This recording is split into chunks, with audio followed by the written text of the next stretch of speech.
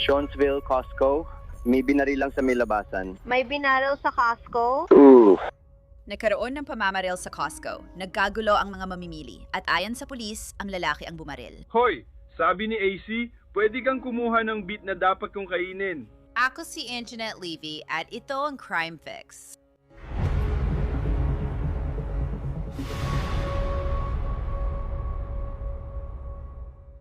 Kung namimili ka sa Costco, alam mong doon ka para sa malalaking pakete ng toilet paper, murang hotdog meal, at iba pang deals. Kamakailan lang, Sabado ng hapon, nagtakbuhan ng mga mamimili at empleyado sa Costco sa Ohio nang may truck driver mula Texas na pumarada gamit ang malaking truck niya. Ang kasong ito ay magaganap sa Strongsville, isang suburb sa Timog, Cleveland.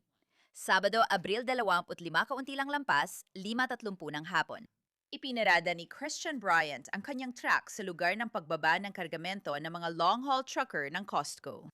Makikita mong papalayo si Christian Bryant mula sa truck papunta sa paradahan. Lumabas si Bryant sa lugar ng paghahatid at naglakad papunta sa tindahan. Wala namang kakaiba, pero mapapansin mong may dala siyang bagay. Ngayon, ilang minuto bago mag 5:45 ng hapon, may mga mamimiling papasok at palabas, gaya na makikita sa kuha ng CCTV, matao tuwing Sabado. Sa isa sa mga bintana, makikita mo kung titingnang mabuti na may nangyayari sa labas ng tindahan. Ayon sa pulisya, binunot ni Christian Bryant ang dala niyang baril at binaril si Randy Corrigan, empleyado ng Costco. Nagulat ang mga mamimili sa tunog ng putok ng baril. Sa isang sandali, may isang babaeng nakaitim na tumakbo papasok sa tindahan habang tila natigilan ang ibang mga mamimili. Pagkatapos, nagsimulang magsitakbuhan ang mga mamimili. Isang lalaking nakaputi ang huminto, iniwan ang kariton, tumakbo papunta sa pinto at hinila ang isang babae palapit sa kanya. Sa surveillance video, makikitang tumatakbo ang mga empleyado papunta sa pintuan ng tindahan. Nagsisimula ng mabakante ang pasukan ng Costco. Pagkatapos, may pumasok na tawag sa 911. 911? Saan pong lugar ng emergency ninyo? Costco. May binaril lang sa may labasan. May binaril sa Costco? Kumininga pa ba sila? Hindi ko alam. Tumakbo ako sa kabilang direksyon. Sige, pasensya na. Sandali lang, ha? Lalaki ba o babae? Pasensya na, ano ulit? Lalaki ba o babae? Alam mo ba? Hindi ko alam at hindi ko nakita kung sino. Narinig ko lang ang putok ng baril. Alam mo ba kung nandun pa yung bumaril sa kanila? Hindi ko alam. May umalis na kotse pero wala akong ibang detalye. Ayos lang yan. Sandali lang, magsisimula na ako magpadala ng mga tao. May ilan pa akong tanong, kaya huwag kang magbaba ng tawag, ha? Pero sigurado yun mong litas ka. Pupunta kami sa likod ng tindahan at lalabas na. Ibababa ko ng tawag. Pumunta ka sa ligtas sa lugar. Kung may info pa, tawagan mo kami agad. Sige, ganoon. Hindi lang iisang tawag sa 911, marami pa. Siyam na, puti sa punta tayo sa matinding emergency. Alam mo ba yung tindahan na Costco? Sa Strongsville yan? Walang nagpapaputok ng paputok. Putok ng baril lang ang narinig namin, sa tingin namin. Sige, sandali lang. Nandiyan ang lahat. Sir, tungkol po ba sa Costco at Strongsville ang sinasabi ninyo? Oo. Sige, may putukan daw. Gano'ng karami? Nagkakagulo ang mga tao, tumatakbo sila kahit saan. Sige, sa loob o labas ng tindahan. Hindi ko masabi. Nasa kotse ako ng tatay ko. May mga tao talaga. Kahit saan. Length. Hindi mo ba nakita ang gunman? Hindi, narinig ko lang ito. 911? Kunin natin ang detalye ng iyong emergency. Pagkatapos ng pamamaril sa Costco, Sa labas ba or sa loob o sa labas? Sa labas ng Costco, may lalaking kakabaril lang sa isang tao, ilang putok. Nakahiga na sa lupa ang tao habang nakatayo pa rin ang namaril. May isang tao sa lupa sa parking lot. Isang tao sa lupa. Sinabi mong isang taong nasa lupa. May isang tao sa lupa. Binarel siya ng ilang beses. May isang salarin na bumaril sa kanya ng malapitan. May hawak siyang baril na parang handgun. Sige. May putukan doon at pumaalis na ako ngayon. Sige, ano ang itsura ng bumaril? Isang puting lalaki, medyo mahaba at kulot ang buhok, may suot na sombrero. Parang madilim na bughaw ba ang jacket niya? Kinuhaan ko siya ng litrato. Sandali lang, hanapin ko lang yung mukha niya. Nakita ko silang nakatayo doon. Nasa harap mismo siya ng Costco. Akala ba ni Tom na naka-shorts at jacket ang lalaki? shorts at jacket. Puting lalaki? Mukhang medyo bata. Siguro mga 30 anyos. May jacket siya.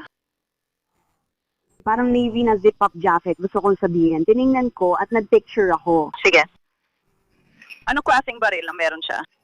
Handgun yun. Oo, parang wala lang. Nakita mo ba kung anong kulay? Isang uri ng handgun yun. Wala akong alam tungkol sa mga baril. Makikita mo kung anong kulay? O hindi? Itim ba ito? Itim ang baril. Mukhang medyo malaki ito.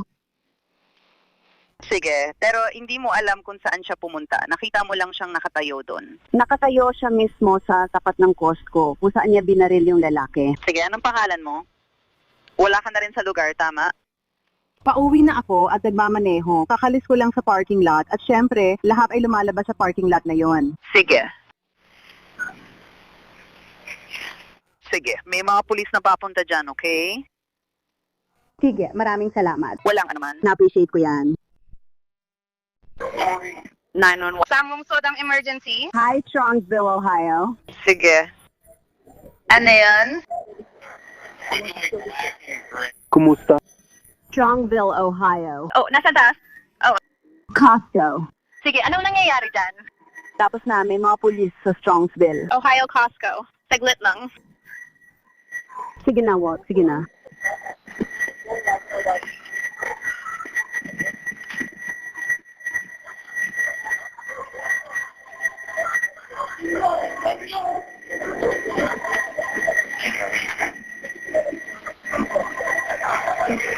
Nasaan ang tao? Pasensya na. Alam mo ba kung nasaan ang tao? Nasa loob ako at ang narinig lang namin ay iyon. Sa labas. Ma'am, sa labas po ba o loob ng tindahan? Nasa labas ng tindahan yon, nasa parking lot yon, nasa mismong pintuan lang ako noon. Sige po, alam niyo ba kung may nabaril? Wala po akong alam pero maraming putok ang narinig ko. Sige po. Sige po, pero nasa parking po ito. Oo, para mas malapit sa bandang gasolinahan.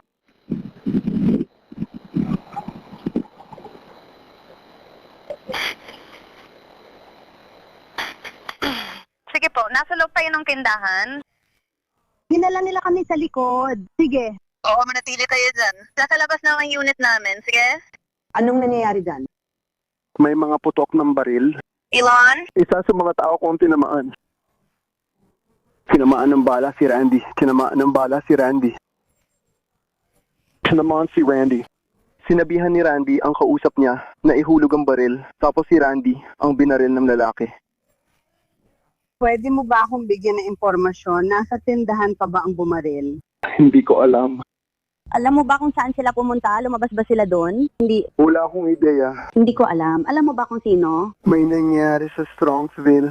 Strongsville. Nandito si Randy. Sabi ni Randy. Nabitawan niya ang baril. Parang sa kamay siya tinamaan ng bala. Son? Nasa harap mismo ng tindahan. Sa tingin ko, pinahawak nila sa akin yon. Sobrang takot na takot ako. Sir, nasa loob po ba o nasa labas ang taong nasugatan? Sa tingin ko siya yung lalaking naka-shorts. Sa tingin ko siya yon. Mag-ingat kayo. Mag-ingat kayo sa kanya. Sir? Opo, sir. Yung taong nasugatan, nasaan siya? Nasa harap sila ng Costco sa Strongsville. Sa loob ba ng tindahan o sa labas ng tindahan? Sa labas ng tindahan. Sino sa tingin mo ang may gawa nito? Nasa labas ba siya? O matangkad siyang puting lalaki na naka-shorts at may sombrero. Hindi ko alam. Hindi ko alam. Umatras ako. May kalayuan ako rito. Hindi ko alam. Ano nangyayari? Sige. Nakita ba natin ang armas ng posibleng suspect? Nakita kong may hinugot na armas at nakita kong may nagpaputok. Nagmadali ang mga pulis ng Strongsville papunta sa Costco. Nasaan siya, yung subject? May mahaba at kunot na buhok, may suot na sombrero at madilim na jacket. Lalaki. Ando na. Dinala niya sa akin o kutsilyo, tol. Naririnig kita. Tumatakbo siya. Mag-relax ka muna para maasikaso ka namin. Ayos ba? Pwede ko bang sabihin ang nangyari? Oo, sige. Natakot ako para sa buhay ko. Natakot ako para sa buhay ko. Matatakot ako para sa buhay ko.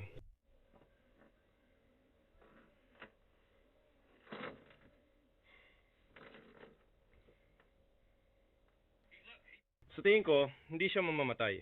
Hindi siya mamamatay dahil sa gangbanging. Sige, tapos na tayo. Siya lang. Tingnan mo. Si Christian Bryant ay nasa likod ng sasakyang pulis, dala ang cellphone, at paulit-ulit pinapatugtog ang recording na sinasabi niyang siya ang sinugod.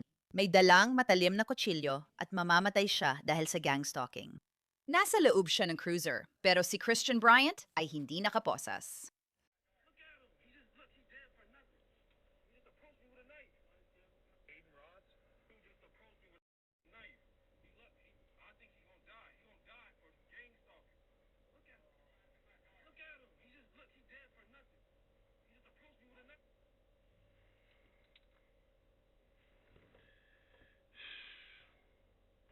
Pare, gusto ko lang talaga pumunta sa tindahan, bro.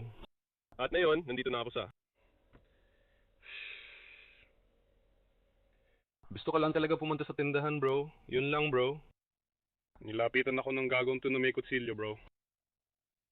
Napikon at natakot ako, bro. Nilapitan niya ako ng may kutsilyo, kaya tumawag ako ng pulis. Pangalawang B, madali lang to.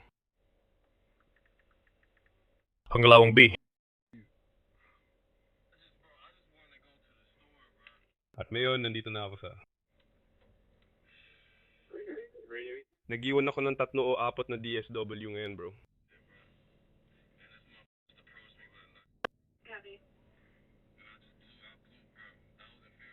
Nilapitan niya ako na may kutsilyo. Kailangan pa ba ng gamot?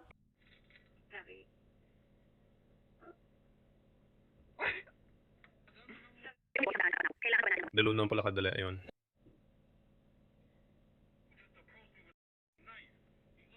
Sa tingin ko, mamamatay siya para sa gangster na to. Putang ina! 7,100 na tapat na po. Madali kang mauhuli ng palo. Yo! Uy, tol. Sabi ni AC, madali kang makakuha ng palo. Tumingala ka, sabi ni AC. Madali kang mapapalo. Tol, natakot talaga ako para sa buhay ko, bro. Basta na lang niya ako nilapitan na may kutsilyo. Wala naman akong ginawa, wala talaga. Nilapitan niya lang ako na may kutsilyo. Madali kang mapapalo ng ganyan kadali. Bro, sabi ni EYSI, madali ka lang niyang mabugbog. Bro, uy, sabi ni EYSI, madali ka lang daw niya mapapalo ng ganun kadali.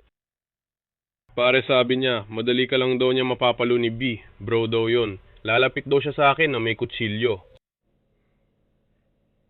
Brad. Bakit ka lumalapit sa akin na may kutsilyo? Hindi ako, bro. Natatakot ako. Lumapit sa akin na may kutsilyo.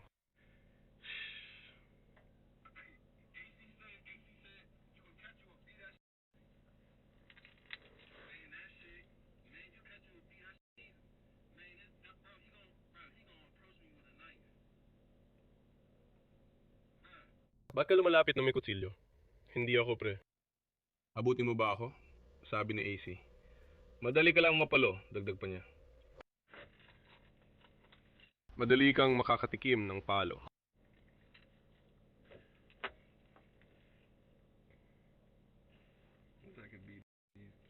Si Christian Bryant ay nagre-record ng sarili at paulit-ulit na pinapatugtog ito habang natatawa.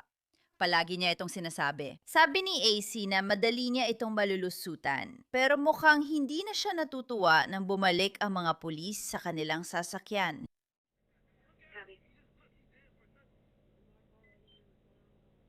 Pare, baril ko, hindi, nawala na ang baril ko, bro. Tumalikod ka, anong ginawa ko? Lumabas ka. Ano? Anong ibig mong sabihin? Nilapitan niya ako na may kutsilyo, tumigil ka. Nilapitan niya ako na may kutsilyo. Ano sinabi mo? Nilapitan niya ako na may kutsilyo. Nilapitan niya ako na may kutsilyo. Toto, nilapitan niya ako na may kutsilyo. Tumalikod ka. Nilapitan niya ako na may kutsilyo. Tumalikod ka. Nilapitan niya ako na may kutsilyo. Tumahimik ka na lang at tumalikod ka, nilapitan niya ako. Ako na may kutsilyo, nasa video ito. Siya. Lumapit. Lumapit sa akin na may kutsilyo. NASA. Video, ibigay mo ang kamay mo, inaasar ako bro. Gawin mo na, gawin mo na. Gawin mo na, gawin mo na. Lumapit siya sa akin na may kutsilyo. Nasa video yan. Lumapit siya sa akin na may kutsilyo. Nasa video yan. Wala akong ginawa. Lumapit siya sa akin na may kutsilyo. Nasa video yan. Wala akong ginawa kundi pagtanggol ang sarili ko. Pag-uusapan natin yan mamaya. Lumapit siya na may kutsilyo ng walang dahilan. May isang puting lalaking lumapit sa iyo na may dalang kutsilyo ng walang dahilan. May puting lalaking lumapit sa akin na may dalang kutsilyo ng walang dahilan. Lumapit siya sa iyo na may dalang kutsilyo ng walang dahilan. Na ngayon, ayos lang. Bahagi ka nito, okay? Huminga ka lang. Lahat na nasa iyo. Wala akong ginawa. Natakot lang ako para sa buhay ko. Tapos na tayo dyan na yon. Saan tayo pupunta? Mayroon bang kahit sino? Ihila mo ang camera. Ihila mo ang camera. Umupo ka, lumapit ka, umupo ka. Pinuan ako ng kutsilyo.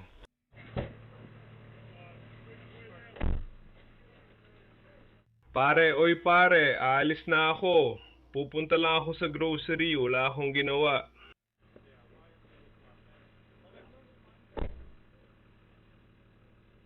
Pare, wala akong ginawa. Siyang lumapit sa akin na may kutsilyo. Inaresto ako ng walang dahilan, tol. Inaresto ako para saan? Wala akong ginawa. Hindi po, sir. Isa po akong truck driver. Pumunta lang ako sa grocery store. Yun lang po. Wala po akong alam. Wala po talaga. Yung lalaking yon, isang puting lalaki lang na lumapit sa akin na may kutsilyo. Nandun po yung truck ko. Yung truck po ay... Sir. Oo. Nasa inyo po yung cellphone ko. Nasa inyo po yung cellphone ko. Yung cellphone ko. Sir, yung truck ko. Isa po akong truck driver. Sir, truck driver po ako, ha? Yung truck kayo.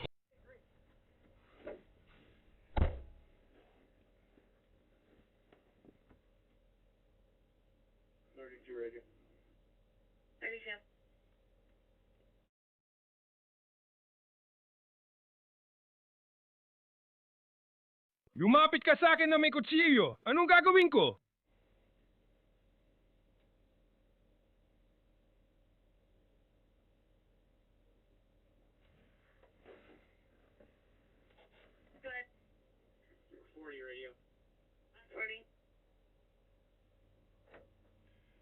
Yung taga-baril ay magiging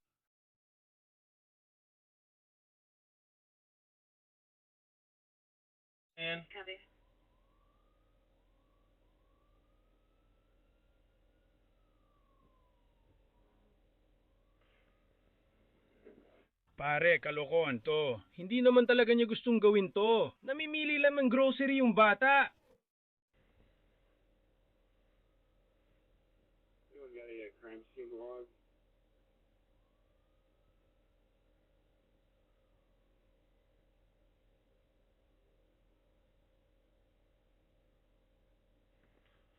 Sir, natakot ako para sa buhay ko. May karapatan kang manahimik. Naapektuhan ako. Natakot ako para sa buhay ko. Wala akong ginawa. May karapatan kang manahimik. Lahat ng sasabihin mo ay maaaring gamitin laban sa iyo sa korte. May karapatan ka rin sa abogado bago tanungin, lalo na kung di mo kayang magbayad. Anthony! Naiintindihan mo? Oo, sir. Kaya mas mabuti pang gamitin mo na lang ang karapatan mong manahimik.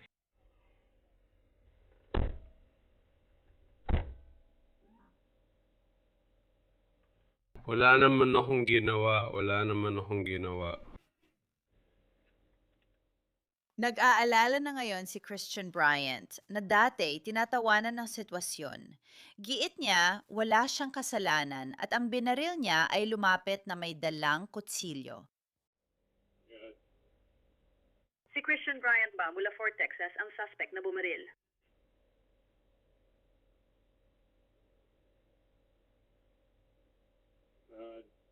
No clue. Anyway. 4-9 radio. 4-9. Another witness.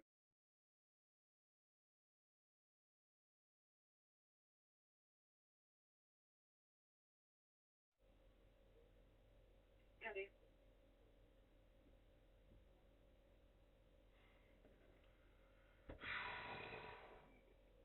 Hindi ko ginawa, tol. Hindi ko ginawa yun.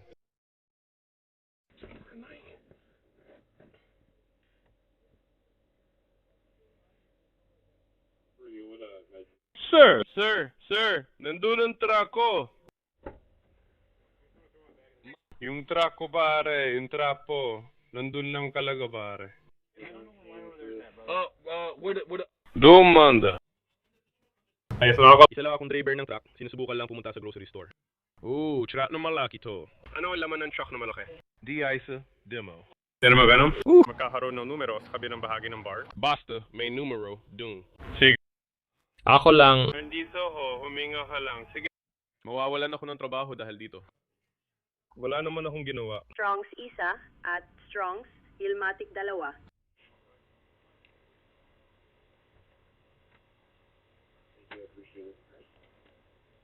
Anong pangalan mo? Christian, lagi ako may ginagawa ngayon. Okay, mayin lang. Dahil sa bigat ng sitwasyon, babalik ka muna sa amin. Hawakan ka muna namin. Maliban na lang, kung kakasuhan ka ngayon, yan ang nangyayari. Okay, sinusubukan ko lang maging tapat hanggat maaari. Pwede ba akong kumuha? Hindi ako detective. Natakot ako para sa buhay ko. Okay, mananatili ba dyan ang truck ko sa ngayon? Okay, nasa inyo ba ang susi ko? Hey, hindi ko kaya. Isa lang ang susi ng truck ko. Okay, nasa inyo ba ang susi ko? Okay, nasa inyo ba ang cellphone at pitaka ko? Dapat may dinosaur doon. Okay, pakiusap, kunin ang camera. Pakiusap, kunin ang camera. Pakiusap, kunin ang camera. Pakiusap, maghintay. Okay, pakiusap, kunin lang ang kuha ng camera. Can you confirm that you have Christian Sak. at 44 Birth is 520 Yeah, that's me. Oakville. That's me. Irvin yon, hindi Fort Worth, Irvin, Texas.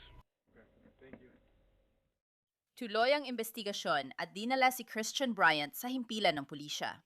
Ayon sa ulat ng insidente ng pulis, nabaril si Randy Corrigan ng 7 hanggang 8 beses, pero nagawa pa niya makausap ang mga pulis habang ginagamot siya ng mga mediko. Kalaunan ay pumanaw si Randy Corrigan. Nag-post ang pamilya niya tungkol sa kanya sa GoFundMe. Si Randy ay kamangha-mangha, nakakatawa at mapagbigay na tao na lubos na nagbago ng buhay matapos ang mga pagsubok sa kabataan. Siya ay hindi makasarili at maalaga. Siya lang ang nag-aalaga sa aking 8 na anyos na lola. Bukod sa pag-aalaga sa kanya, gustong-gusto niyang magtrabaho sa Costco at madalas ikwento ang kanyang mga katrabaho. Mahilig siyang magbiro, tumawa at magpamigay ng matatamis na pagkain sa lahat ng nasa paligid niya. Kaya napapasaya niya ang bawat araw ng mga taong nakakasalamuhan niya. Mahilig sa lahat na may kinalaman sa jeep at sa kulturang Irish at hindi niya pinalalampas ang pagkakataon na magpalagay ng bagong tattoo. Ang mga hilig niya ang nagpasaya sa kanya at dahilan kung bakit di siya malilimutan ng mga nakakakilala sa kanya. Si Christian Bryant ay sinampahan ng isang kasong murder. Ayon sa mga piskal, nilapitan niya ang Costco na may dalang handgun na kalibreng .40 na may nakakabit na drum magazine na puno ng 50 bala. Si Gino Corrigan, empleyado ng Costco, ay naka-break noon. Nasa loob siya ng sasakyan nang mapansin niya ito at sinubukan niyang pigilan bago makapasok sa harap ng abalang Costco bandang 5:45 ng hapon. Nagkaroon ng sagupaan. Hinugot ni Gino Bryant ang kanyang baril, umatras ng ilang hakbang. Hinugot ang kanyang baril, binaril si Gino Corrigan. Pagkatapos ay lumapit kay Gino Corrigan habang siya ay nakahandusay sa lupa at binaril pa siya habang nakahiga sa lupa. Hinaling ng pamangkin ni Randy Corrigan na huwag payagan ang piyansa ni Christian Bryant. Gusto ng taga-usig na gawing $2 milyong ang piyansa dahil sa dati na niyang hatol sa kasong may kinalaman sa firearm. Itinakda ng hukom ang piyansa ni Christian Bryant sa $5 milyon kaya nananatili siyang nakakulong. Wala pang petsa sa susunod na pagdinig, ngunit malinaw na self-defense ang igigiit niya. Patuloy naming babantayan ito para sa inyo. Iyan ang lahat para sa episode na ito ng Crime Fix. Ako si Anjanette Levy. Maraming salamat sa pagsama sa akin. Magkita tayo ulit dito sa susunod.